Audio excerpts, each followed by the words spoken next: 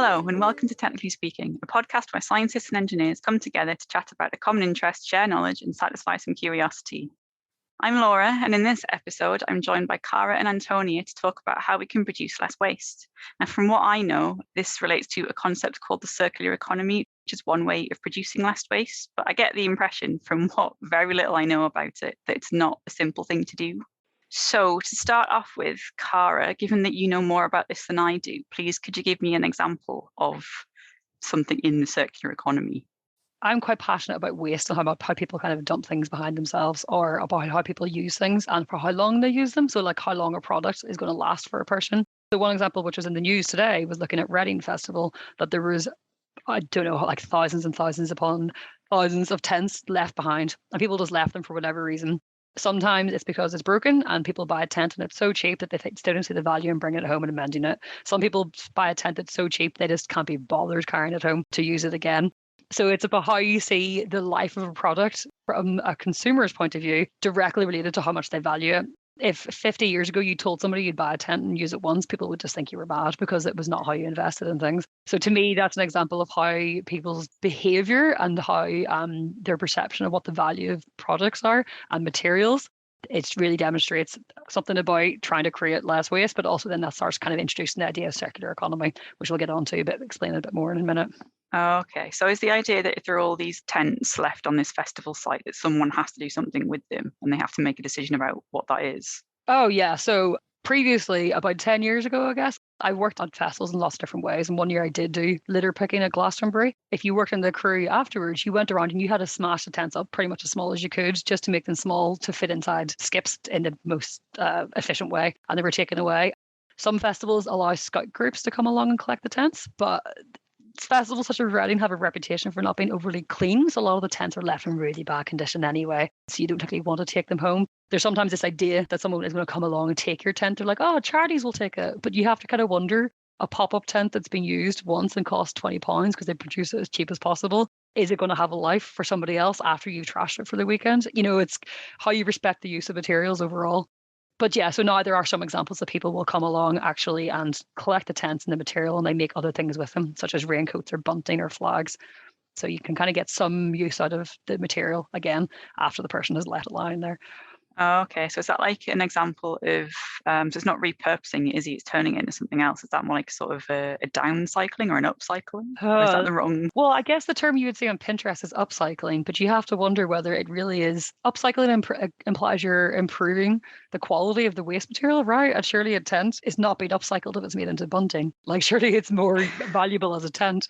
So I'm not sure really how you would phrase that. Antonia, what do you think? Is it repurposing, I guess? I guess bunting you can kind of make out of almost anything. You can make it out of waste paper and waste plastic, but a tent can't be built out of waste paper and waste plastic. So I think that's downcycling. Yes. Okay. Yeah. Because it's lost sort of its purpose and value as a tent. It's now hanging as decoration. And I think decoration you can get in a lot of ways, but tent you can't. Oh, interesting. I think we'll probably return to these ideas a bit later on. So I have an example from my garden where all the leaves that fall from the trees and all the grass that we cut is then put into the compost heap and allowed to compost down. And then that goes back onto our vegetable patch so we can get a little bit of food that hasn't had to travel very far. And it's from sort of a system that we can sort of contain as much as possible in that we can manage how that vegetable is grown. I feel like that's an example of recycling because I'm taking stuff from the garden and putting it back into the garden. But is it recycling? I like how you use the word system there. I think systems is the right way to think about this. It depends how you frame what the boundaries are, what you're looking at. So within your garden, it probably is zero waste because you aren't putting it in rubbish bags to be put into the dump. But I'm not sure you would call it recycling necessarily. Unless you think of like the cycles of nutrients, recycling would imply that it gets taken away somewhere to be processed in a certain way. So again, actually, I'm not sure how you would define that. Is it possibly reuse? Plants are quite complicated, right? And they do a whole load of stuff with the elements, the atoms that I love. It's a shame later, isn't it? But yeah, I guess the plants sort of do something. I guess it's kind of why I think of it as a way of recycling. So it's not being taken away and processed, but the plants are doing something to process it, or the bacteria in the soil is doing something. That's true. So maybe I think of recycling, the definition in terms of industry. So people who have a plant that they've built, not a organic plant, a plant which is a factory. An industrial plant. An industrial plant. Yeah, so I guess this is very into territory, which Antonia loves, of how we define words differently. Yeah, Antonia, you've got a bit of background in the stuff we're talking about. Do you want to tell us about it? So you can tell me I'm wrong, because I feel like I'm just rambling. Yeah, I guess this gardening example kind of fits in a natural or biological ecosystem. Tangentially heard about, plants being used instead of fossil fuels as basic chemical building blocks. So instead of using, say, oil and gas to get syngas, which is a common use in industrial processing of carbon monoxide and hydrogen to produce bigger molecules, you break down oil and gas, and they're basically hydrocarbons, which you can also get from nature. And so instead of using a non-renewable source, you can use renewable sources, because you can grow plants in a shorter time frame than fossil fuels. Came across that, and then I came across this concept of circular economy about 5 years ago in the context of trying to meet climate change targets. Countries like the UK need to use more renewable electricity technologies like wind turbines and solar PV. But then there was the problem of depleting metals because of the metals being used into the technologies that renewably generate electricity for inverted commas free. But then afterwards, what do you do with the materials? How can you reuse them? Or are they trapped in that product that you've made? And actually, it's really hard to recover. So instead of using fossil fuels to generate your energy, you've replaced it with another non-renewable resource like metals. Antonia, I think that is really fascinating. And it connects back to what we were saying before, actually, which is about the value of materials. So it's not just about how you use material in a certain way, but it's how you choose which material. And the example you gave of saying bunting, you could use lots of different things for that. I was actually thinking of fossil fuels and how plastic is like one of the most important things we have in the world, actually. People hate plastic, but in the medical industry, plastic is incredibly important for making clean environments that are going to save people's lives. And you just connected right back to that and said, we shouldn't be using fossil fuels because obviously plants are better for that in lots of different ways. But actually, that's because fossil fuels are quite valuable for other uses. And it's about trying to connect those systems together and think in bigger terms what materials we're using for what. And I think, going back to the example of the garden, it's great that Laura puts the right kind of waste in her compost heap. If you just put a bunch of plastic, that would be less valuable for your vegetable patch, because those materials aren't going to be useful there, but they could be useful elsewhere. I also think of it as sort of like keeping the materials organized. So if you organize your organic waste and keep your organic waste in organic systems, and then keep your metallurgical waste all together, you can get more value out of it. I like that. Organized materials. Yeah, so tidy your room. Yeah. Oh yeah, you take me back down the route of like self-assembling molecules and things. Sorry, everything I think about is in terms of atoms, and it doesn't connect me well with you talk sort of engineering scale of things. But I mean, I guess we're talking around this a little bit. And one of the things I wonder about is the practicality of turning waste into something useful. I mean, can a resource be infinitely useful, for example? Ah. I mean, if you're talking to my mum, she'd probably be like, yes, absolutely. She keeps absolutely everything. She finds really new ways of using things. Like, file holders, she'd cut up cereal boxes, she'd cut them diagonally, and then they hold A4 paper, and then boom, file organizing. That's a great idea, actually. And so actually, to send people don't throw things away, I was thinking earlier today, I was laughing that as a kid, I hated throwing stuff away, and I hated throwing away toilet roll tubes. I don't know why. I was always just like, they must be useful for something. And oh my God, Laura, you'll appreciate this. I've now started composting in my allotment, and it is giving me so much joy that I don't throw away toilet roll tubes. I now use them in my compost heap. It makes me feel so satisfied that I knew they had a purpose. I think toilet roll tubes are maybe a bit something a bit too simple to talk about. Let's talk about something a bit more interesting. Actually, I think it's interesting you said, can a resource be infinitely useful? That's a big question that I think people are trying to answer. But I think actually what we can maybe do for one example is take a item from the clothing industry, and we're going to talk about the life of this product that goes the whole way from the materials it was at the beginning, the whole way through to when it becomes waste at the end. That actually typically is called cradle to grave. So whenever it's born and when it dies. But actually what we want to start talking about is going from cradle to cradle. So how do we get something which is reborn essentially, so we can use that material again and again and again? So yeah, Antonia, if you have an idea you think we can talk about. Yeah, an idea I had for this episode was to talk about a jumper. I've been looking for jumpers, and there's a lot of materials they've made out of, and also there's a lot of things I want out of my jumper. I want a jumper that doesn't bobble. I want a jumper that looks nice, a jumper that's warm, that also fits. What do I do once I don't want it? That's what I think about. But if we just start from the beginning, let's start from before I get the jumper, and we go through the product life stages. We'll sort of simplify them into 3. Some of the criteria you mentioned about something lasting for as long as possible, and I think it's key for a jumper to be warm, because that's why you put that extra layer on, right? They're things that I look for in a jumper as well. And I really hate throwing things away. So I think I would want a jumper that would last a long time. So I guess I have to think about the fibers that it's made from. For example, when I work in an outdoor shop selling hiking socks, you told people to look for a certain amount of, I think it was nylon or acrylic that was in there, because it's a hard wearing fiber, so it will last longer than some of the other fibers. And you also want a lot of wool in there because it will keep you warm, and keep you warm when it's a little bit damp as well. So I guess I'd be looking at what the jumper is made from, and then thinking about, has it been constructed in a way, because I do a little bit of sewing, has it been constructed in a way that I think will last? Is that something that is thought about even before it gets onto the shelf in the manufacturing process? I'm not a fabric designer or anything, but I always hope that people do, because you know the amount of times you go to a shop and they're just different sizes, even though they're all size 10. So I always hope that there is design put into this, but I'm not sure I do hold up that much hope, not to be that negative. Well, I would say I'm as cynical as Antonia.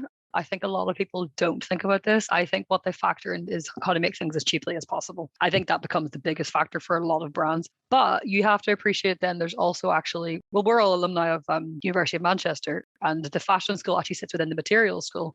Is it the materials school? It's in the engineering school anyway, because the material scientists sit alongside the fashion designers. There is a whole academic field that goes into the science behind what clothes are made of. And that's, like you said, Laura, about how giving advice of what material you want for different uses, really. And actually, sometimes that's why people will say in a really basic way, that's why you want to buy cotton, because cotton's really good for different temperatures. But also sometimes you want to buy things which are made of like something which is really hard wearing, like tweed. But then you get into a bit more detail with that. Hang on a second, because tweed is it's a particular type of weave, right?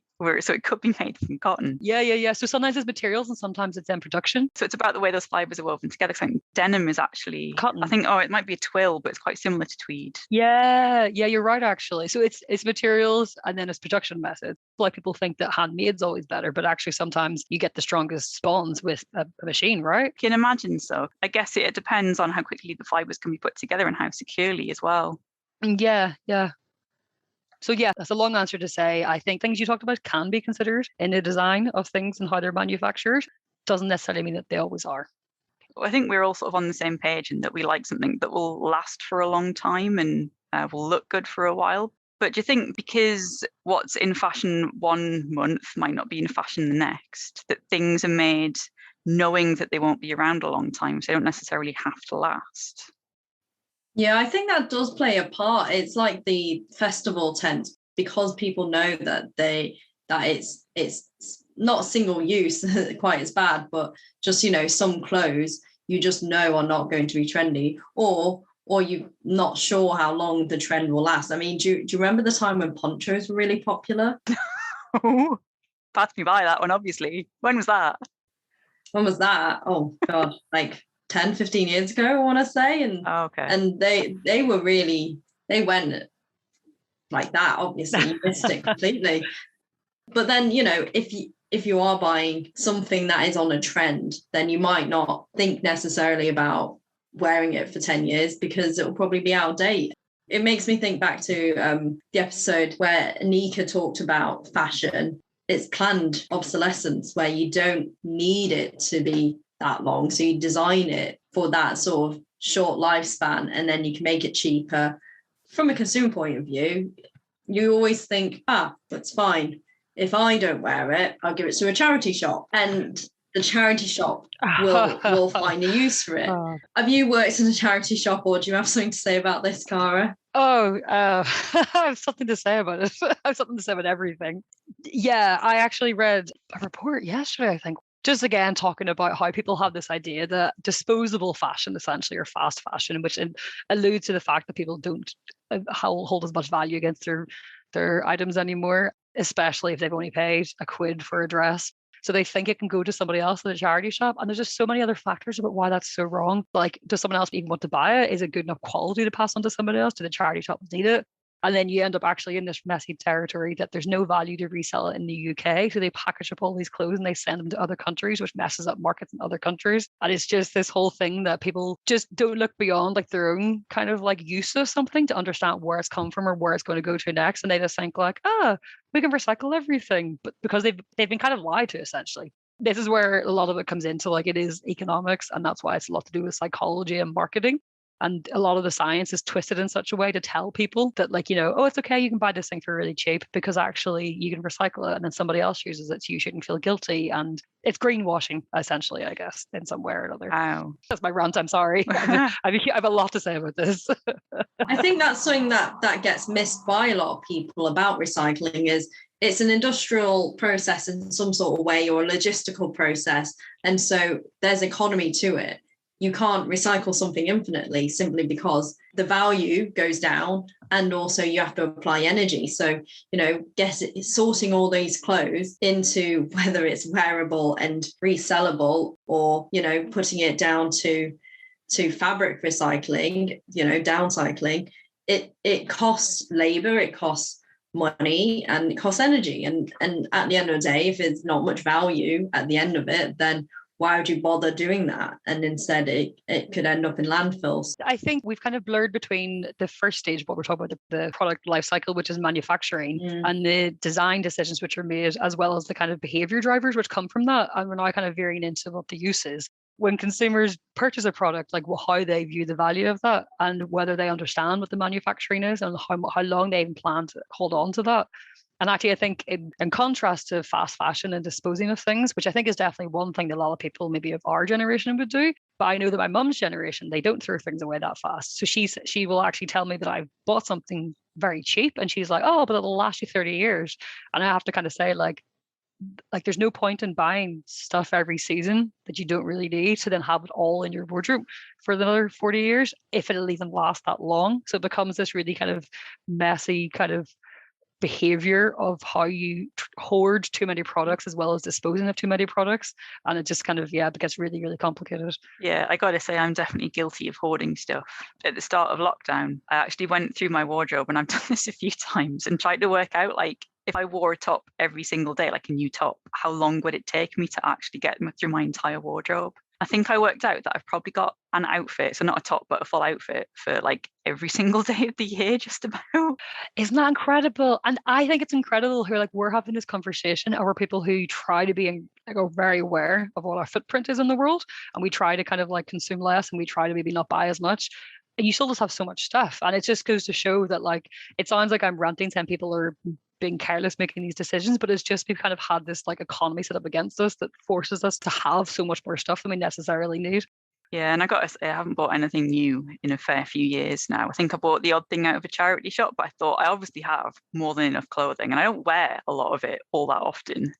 I mean, for last year, I've just been sitting around the house in the middle of a pandemic, so I haven't like gone for a night out or gone to a conference or even gone to the office. Well, something to be said as well, that society expects us to wear clean clothes, new clothes.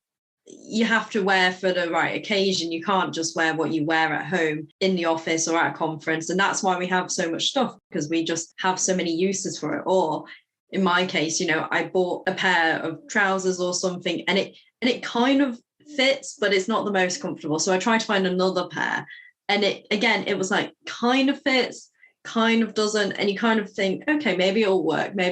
And now I've just got 10 pairs of trousers, which are okay, but not great, but I don't want to throw them away. So I just kind of rotate them all. Just be uncomfortable in a slightly different part of the trouser area. Yeah, precisely. just slightly uncomfortable if I sit down. So these trousers I can wear when I'm standing, these ones when it's hot, these ones when it's cold. These ones with tights underneath when it's extra cold, I think then, so there's some people who are very extreme, I guess, environmentalists, would you say, or people who are very into sustainability. You almost end up with this like dystopian version of the future where everyone basically walks around wearing the same clothes and everyone just all dresses in white, for example. We all wear the same thing every day. I'm someone who actually does quite like fashion. I do like clothes. I have a real thing about how things feel, material and colors. And there's so much culture that comes behind what our clothes are. So how can you start making like environmental decisions about what people can or can't buy or produce whenever people have so much like emotion attached to what it is that they are wearing? And then this is where it starts becoming very complicated. How do you start telling people who have a traditional method of creating their clothes, which maybe have a bad environmental impact, or maybe those traditional method of making their clothes can't be recycled in an easy way? And that's when it starts getting quite complex. Who's making those decisions top down, as you would say, Antonia, or else bottom up, trying to like, reframe what are the drivers behind what we do and why? I feel like you're going down this route of giving people like a clothing budget every year. Yeah. Or a sort of a one in, one out. Once you've got your maximum quota of clothing that you're ever allowed. You can't buy something until you get rid of something else, and you have to get rid of it in a way that is sanctioned somehow. But I think that's probably extreme. It just sounds impossible when you say it like that, actually, doesn't it? Yeah. Trying to find a solution to this is difficult. I've got a polo shirt from a company that I used to work at. They didn't take it off me, and now I don't know what to do. If I put it in charity shop, someone else could pose as that person, that employee, which not sure anyone really cares to. But also, I'm not just going to walk around wearing it. I just can't. If people don't want to pose as it, is there any value in reselling it? Does anyone actually want to wear the logo of a company which they've never worked for? Does anyone want a polo from Travelodge? Let us know. I wonder you could get away with if you pretend you're an employee at Travelodge. Oh, all that power of Travelodge housekeepers. Such a glamorous life you led. But one of the things I wonder about when it comes to what I do with my clothing is washing it. I kind of hate washing machines because I like knowing how things work. And washing machines have got this myriad of programs. None of them explain what they do and why. Why is one better for cotton at 60 degrees? What's the difference between cotton at 40 degrees? Why is there a cold wash? I don't get it. Everything goes on the same wash cycle in my house. And I wonder if that affects how long things last. I think once upon a time when people designed clothing labels, it did have a meaning. They put on a dot for ironing level. They put on a dot for whether or not you should use fabric and whether you can dry, or it should be dry clean only. The amount of times I've actually tried to look at a label and then realize I just need to Google what any of these symbols mean. And then I do what Laura does and just put it all in the same. I think they actually have in the manual, they actually say the different speeds. And I think that will, impact how many fibers get sort of battered around and loosened off your clothes. And that's, a fact that I think, when we were talking about microplastics, and some people found facts about the microplastics that come off our clothing and how there aren't filters for that. Some people are actually making filters that can be stuck into your washing machine drain. But yeah, definitely, I think spin speed, I think they call it. And frequency. Frequency is more accurate, but yeah, I think it says speed in the manuals, doesn't it?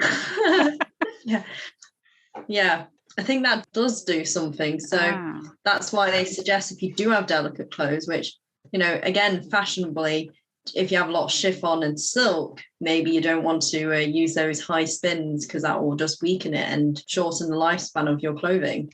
And actually, a good example, I think, is jeans. Jeans traditionally aren't really supposed to wash at all. They say it damages the quality of them. Obviously, you wash it if you spill curry down the front or something, but typically you aren't really supposed to wash a lot of things like that, or suits, a lot of kind of like stiffer things you don't really want to wash that often. It now sounds really strange to say you would not wash a pair of trousers that you wear quite often. So of course I still do, but I think I wash my jeans a lot less often than my friends do. But then I tell myself, I'm like, okay, well, it's saving the clothes last longer, as well as saving energy, as well as saving water, as well as saving fabric softener and washing powder. So maybe I smell slightly more, but it's good for the environment. Yeah. I've got to say, I think I wear my jeans until they start to smell. Probably shouldn't be admitting this in a podcast. Levi's give that advice. Levi's say don't wash your jeans. I think just air them out. If they start to smell, surely that's allowed, right?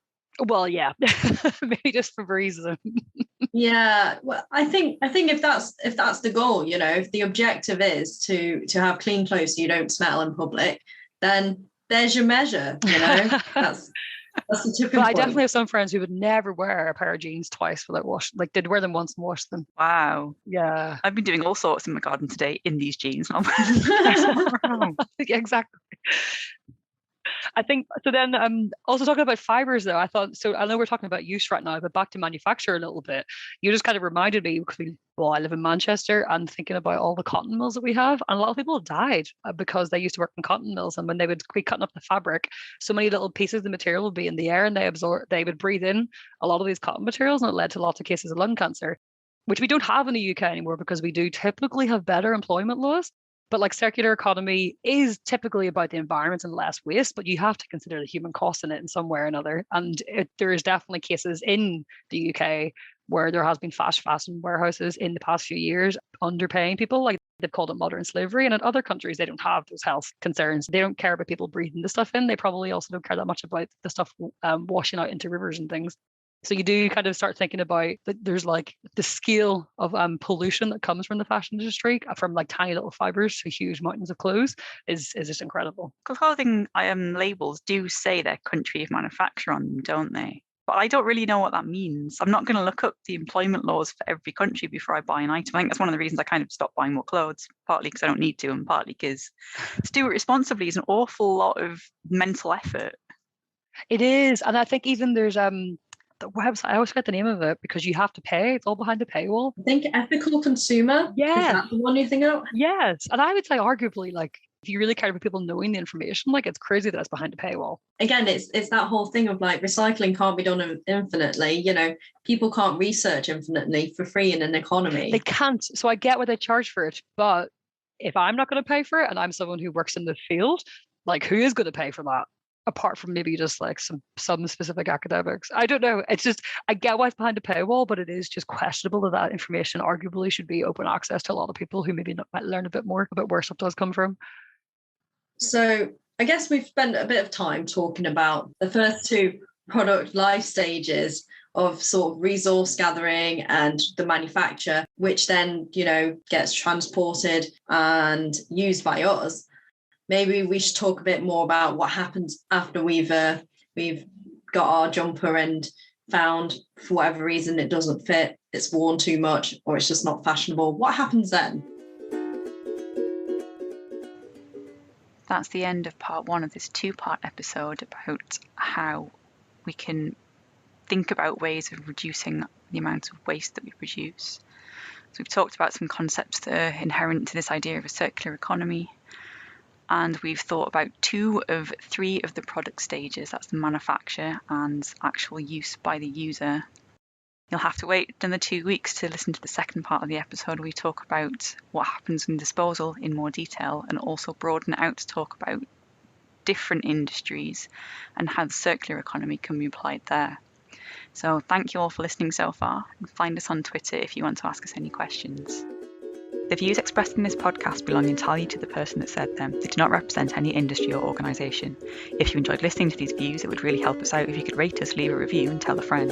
This podcast was sponsored by no one, but if you're interested in funding us to continue to have frank discussions about science and engineering, please get in touch.